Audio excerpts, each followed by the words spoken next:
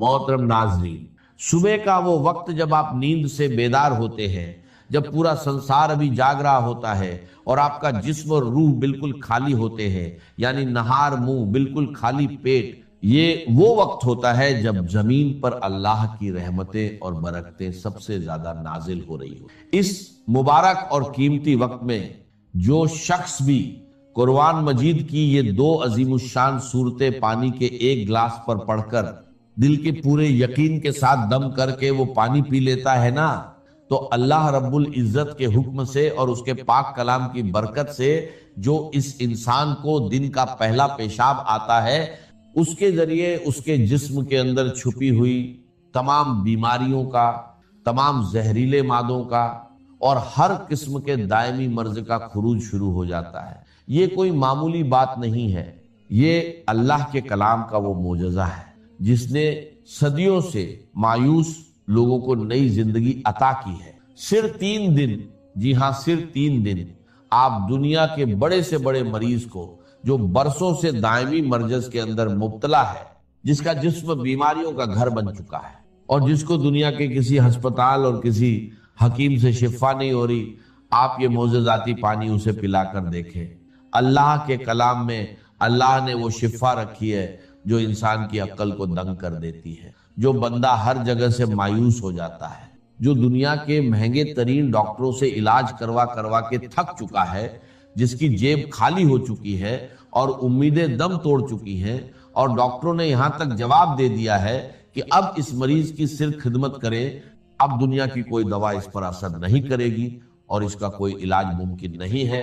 अल्लाह के कलाम की इन सूरतों की बरकत से अल्लाह तबारक व ताला इन लाइलाज मरीजों को भी बिस्तरे मर्ग से उठाकर सेहत व तंदुरुस्ती की नई जिंदगी अता फरमा देता है।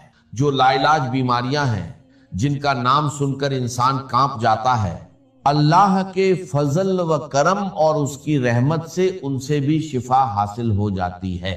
अगर आप मेरी बताई हुई तरतीब के मुताबिक इस अमल को करते हैं, इन सूरतों को पढ़ते हैं, तो इनकी बरकत पहले ही दिन से, बल्कि पहली ही खुराक से आपको नसीब होना शुरू हो जाती है। आपके सामने, आपकी अपनी आंखों के सामने शीशे की तरह सब कुछ अय्यां हो जाएगा कि कैसे अल्लाह का कलाम जिस्म के अंदर जाकर बीमारियों को जड़ से उखाड़ फेंकता है। इस अमल की ताकत को समझने के लिए आपको सबसे पहले इसकी पहली सूरत की अजमत को जानना होगा और इस सूरत का नाम मुसल्ले पर बैठकर दिल की गहराइयों से पुकारना होगा। कुरान मजीद की वो सबसे पहली सूरत जिसे उम्मुल कुरान भी कहा जाता है, वो मुबारक सूरत सूरह अल फातिहा है। जी हाँ, सूरह अल फातिहा ही कुरान मजीद की वो सबसे पहली जलीलुल कद्र और अजीमुशान सूरत है, जिसके बारे में कायनात का हर मुसलमान जानता है और हर नमाज की हर रकात में इसे पढ़ता है। ये इतनी कमाल की सूरत है कि सहाबा कराम, ताबीन और बड़े बड़े अल्लाह वालों ने, औलिया अल्लाह ने अपनी जिंदगियों के तजुर्बात से बताया है कि जब भी कोई सख्त मुश्किल आती थी या कोई ऐसा मरीज सामने आता था जिसका बचना मुहाल होता था, तो वो इस सूरह अल फातिहा को पढ़कर पानी पर या इस मरीज पर दम करते थे और अल्लाह रब्बुल इज्जत उसी वक्त शिफा अता फरमा देता था। इस सूरह अल फातिहा को आपने बिस्मिल्लाहिर रहमानिर रहीम की पूरी बरकत के साथ पढ़ना है। ये वो सूरत मुबारका है जो मक्का मुकर्रमा और मदीना मुनव्वरा दोनों जगह नाजिल हुई, यानी ये कुरान पाक की वाहिद सूरत है जो 2 बार नाजिल हुई है। आप खुद अपनी अक्ल से सोचें कि इस सूरह अल फातिहा का मकाम, इसकी फजीलत और इसकी अहमियत अल्लाह की नजर में किस कदर ज्यादा होगी कि अल्लाह ताला इसे 1 बार नहीं बल्कि 2 बार नाजिल फरमा रहा है। किसी भी कलाम की अजमत का पता हमेशा कलाम करने वाले की अजमत से लगता है। इस यूनिवर्सल कायदे की बुनियाद पर अगर आप अंदाजा लगाएं तो कुरान पाक एक ऐसा मुअज्जम, मुबीन और लारैब कलाम है कि पूरी कायनात में इसके मिसल किसी इंसान, किसी जिन या किसी मखलूक का कलाम हो ही नहीं सकता, क्योंकि ये किसी इंसान की सोच नहीं, ये खुद कायनात के खालिक और मालिक का कलाम है। इस कलाम रब्बानी में दुनिया और आखिरत के सारे उलूम, सारी हिकमतें और जिस्म व रूह की तमाम बीमारियों का इलाज मौजूद है।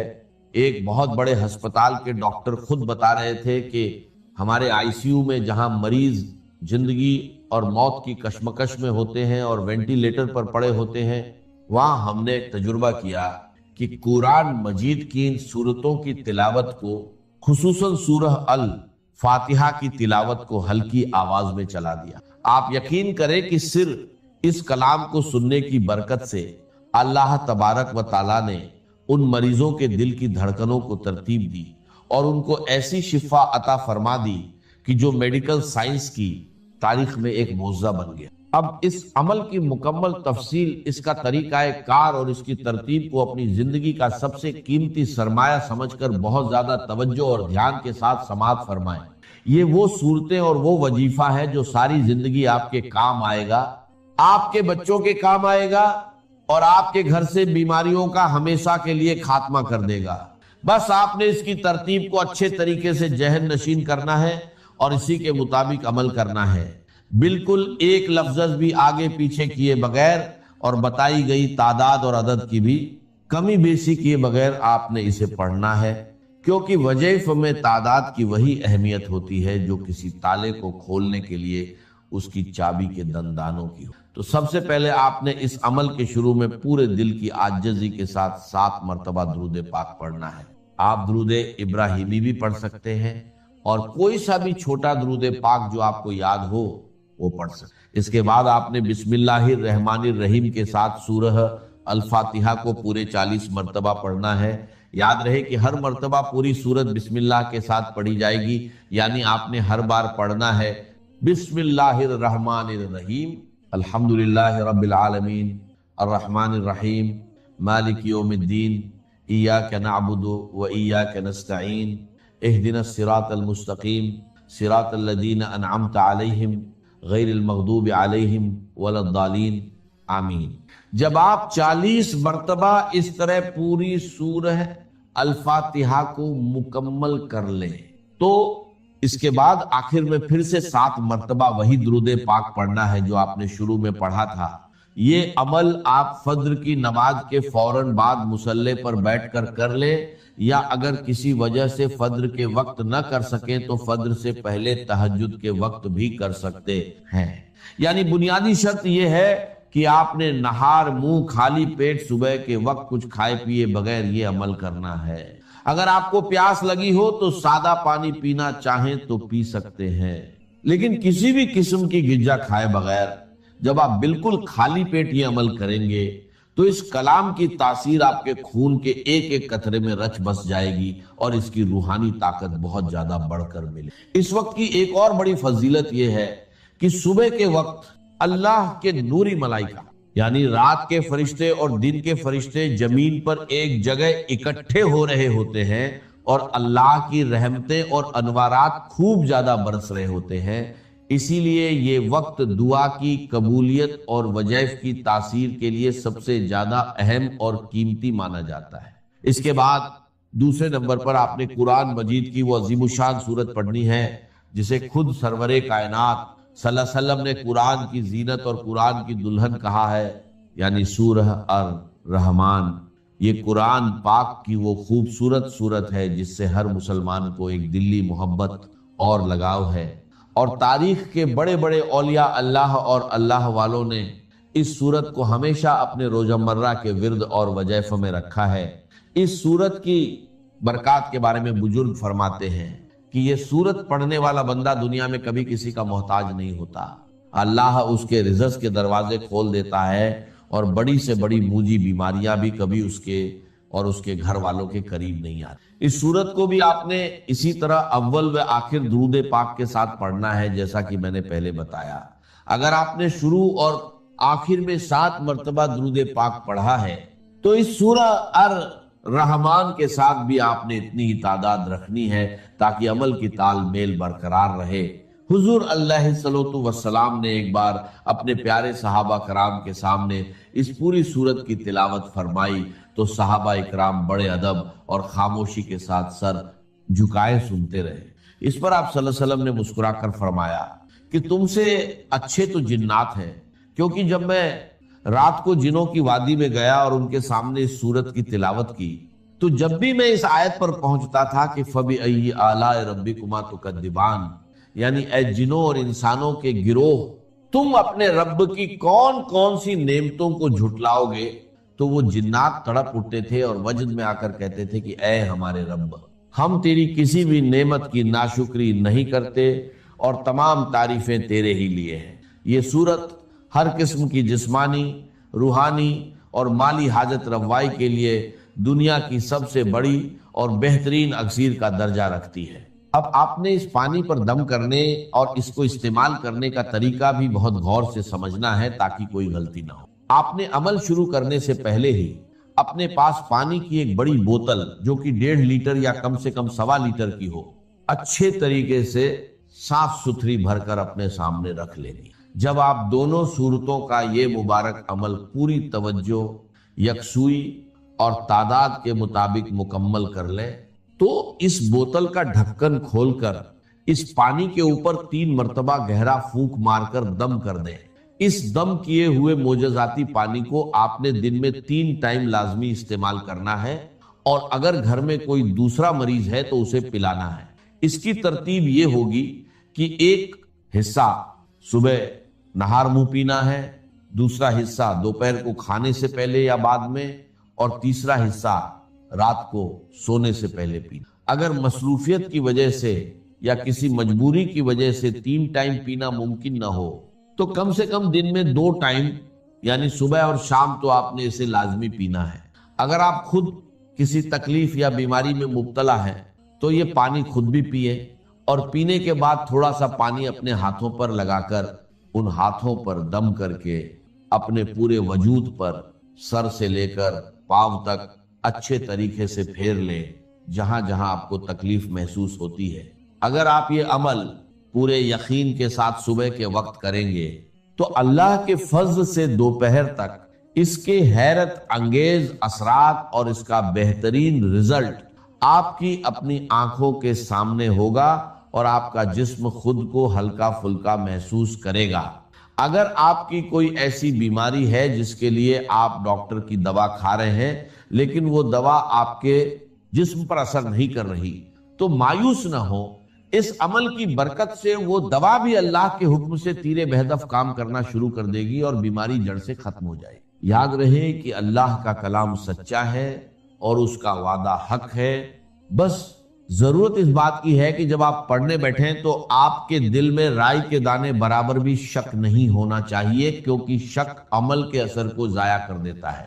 پورے توکل اور یقین کے ساتھ جب آپ اس پانی کو اپنا معمول بنا لیں گے تو آپ خود دیکھیں گے کہ کیسے آپ کے دن بدلتے ہیں، کیسے آپ کے گھر سے بیماریاں، پریشانیاں اور ناچاکیاں دور ہوتی ہیں، اور اللہ کی رحمت کا سایہ آپ کے پورے خاندان پر قائم ہو جاتا ہے۔ جب اللہ کے دین کو قائم کرنے کی جدوجہد اس مرحلے پر آ جائے کہ اب باطل کے ساتھ ٹکراؤ ہے اور اب چاہیے کہ ساری قوت ایک مرکز پر جمع ہو جائے، ہجرت فرض کر دی گئی، وہ ہجرت گھر بار چھوڑ کر، اہل و عیال کو چھوڑ کر، اور مکے کے بھیڑیوں کے رحم و کرم پر چھوڑ کر اپنے گھر والوں کو، جو لوگ ہجرت کر کے آئے، حکم تھا۔ ہجرت مدینہ فرض تھی، ہجرت حبشہ فرض نہیں تھی، صرف اجازت تھی کہ جن سے سختیاں نہیں جھیلی جا رہی مزید وہ چلے جائیں۔ تو ہجرت کا یہ ابتدائی نقطہ، انتہا یہ جہاد، المجاہد من جہاد نفسہ، جہاد تو یہاں سے شروع ہو گیا، اپنے نفس کے خلاف جہاد کرنا۔ صبح نفس نے کہا بھی سو جاؤ، آپ نے نفس کی بات کو رد کیا، اپنا کمبل اٹھا کے پھینکا، اٹھے، وضو کیا، نماز کے لیے آپ مسجد چل دیے، آپ نے جہاد کیا نفس کے خلاف۔ یہ افضل الجہاد ہے، اور سب سے چوٹی اوپر یہ ہے کہ جب وہ حق و باطل کی جنگ ہو تو جان ہتھیلی پر رکھ کر میدان میں حاضر ہوتا۔ اسی طرح یہ جو شرک فی الاطاعت ہے، میں نے آپ کو اس کی ابتدا بھی بتا دی انفرادی سطح پہ۔ افرأیت من اتخذ الہہ ہواہ افانت تکون علیہ وکیلا، کیا تم نے غور کیا اس شخص کی حالت پر جس نے اپنی خواہش نفس کو اپنا معبود بنا لیا، الہ بنا لیا، کہہ رہا ہے لا الہ الا اللہ، لا الہ الا اللہ، لیکن الہ تو اس کا نفس ہے۔ اب اس کو انتہا پر لے جائیے۔ عہد حاضر کا سب سے بڑا شرک، سب سے بڑا شرک، سب سے بڑا شرک عوامی حاکمیت کا تصور ہے۔ حاکم اللہ کے سوا کوئی نہیں، ان الحکم الا للہ۔ ظاہر بات ہے فرعون نے اگر دعویٰ کیا تھا میں تمہارا خدا ہوں، انا ربکم الاعلی، تو کیا اس کا مطلب یہ تھا کائنات میں نے پیدا کی ہے، تمہیں میں نے پیدا کی ہے؟ ذرا سوچیے، کیا وہ بزرگ موجود نہیں ہوں گے جنہوں نے اسے دیکھا ہو کہ آج اس کی ولادت ہوئی تھی، کل اس کو اس کی کوئی اور سیریمنی ہوئی تھی. یہ کیسے دعویٰ کیا تھا؟ میرا حکم چلے گا، میں نہیں جانتا. علیہ سلی ملک مصر، مصر کی حکومت میری ہے کہ نہیں؟ یہ دعویٰ تھا، یہ خدائی کا دعویٰ. کسی زمانے میں وہ فرد ہوتے تھے، نمرود ہوتے تھے، نماردہ فراعنہ. جمال عبد الناصر نے نعرہ لگایا تھا نحن ابناء الفراعنہ، بڑے فخر کے ساتھ ہم فرعونوں کی اولاد. اور صدام نے لگایا تھا نعرہ نحن ابناء النماردہ، ہم نمرودوں کی اولاد. عراق کے بادشاہوں کا لقب نمرود تھا اور مصر کے بادشاہ فراعنہ تھے، فرعون تھے. زمانے کا جب ارتقا ہوا ہے اور اس میں فیصلہ کن کام جو ہے وہ حضور نے صلی اللہ علیہ وسلم، جب حضور کی حیات طیبہ کے بعد خلافت انفرادی سے اجتماعی ہو گئی. جب تک نبوت جاری تھی نبی ہی خلیفہ ہوتا تھا. اللہ اس کی ہاٹ لائن اللہ کے ساتھ وحی کی لگی ہوئی ہے. ادھر سے حکم آتا ہے وہ امپلیمنٹ کرتا ہے، جہاں اس کا حکم نہیں ہے وہ اپنا بیسٹ ججمنٹ استعمال کر کے فیصلہ کرتا ہے. یہی ہے وائس جیرنسی، یہی ہے خلافت. ایسنس آف خلافت یہی ہے. جیسے وائس رائے دلی میں ہوتا تھا، ہمارا بادشاہ یا ملکہ تو انگلستان میں ہوتے تھے. اب جو ہز میجسٹیز گورنمنٹ یا ہر میجسٹیز گورنمنٹ سے حکم آیا، وائس رائے اس میں کوئی تغیر و تبدل نہیں کر سکتا. He has to implement it as such. جہاں کوئی حکم نہیں ہے تو وہ مقام پر بیٹھا ہے، آن دی اسپاٹ ہے، حالات کو دیکھے اور جو مملکت اور کنگڈم کی مصلحت میں سب سے بہتر نظر آئے وہ فیصلہ کرے. لیکن حضور پر نبوت ختم تو خلافت کلیکٹیو ہو گئی، خلافت المسلمین.